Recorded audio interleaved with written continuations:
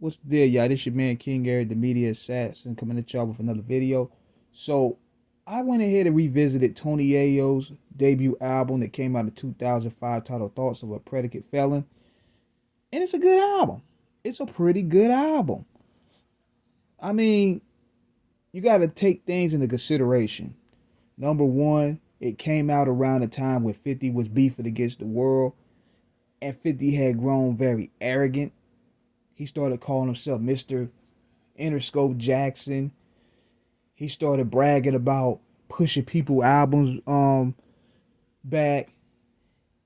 He was reading SoundScan numbers on the air. He started becoming everything that he preached against in the beginning portions of his career. Like, he was the underdog that everybody championed, and he became that face of commercial hip hop. Just by his sales alone, he became that guy. But see, that ricocheted into the success of the G Unit members. Now, luckily at that time, Massacre was a monster. But at the same time, it still played an effect on the G Unit and how they could maneuver within this industry, because he was going at it with the Locks.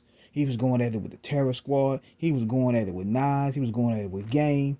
He was going at it with Cassidy. He pretty much isolated himself from the industry in a way, and it played a domino effect on his crew. And Tony Yayo was the first of it, because the album had a dope single. So Seductive was dope. And I'm Curious, I like that joint with Joe. It was a smooth joint mixed with the B-side of Pimpin'.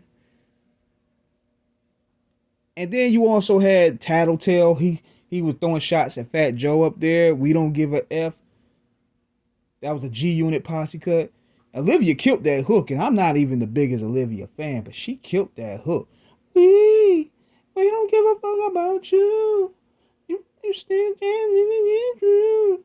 You bitch motherfuckers ain't gangsta. That was dope. My favorite joint up there was Live by the Gun. That beat is cold-blooded. That's a cold-blooded ass beat right there. But then you had the Eminem joint, Drama Setter. I like that beat though. It has that cinematic type beat right there.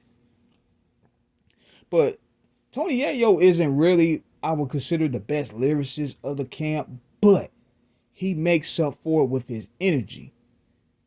He brings a lot of energy to these songs, which makes up for it. Like G Shit, that's another one of my favorites.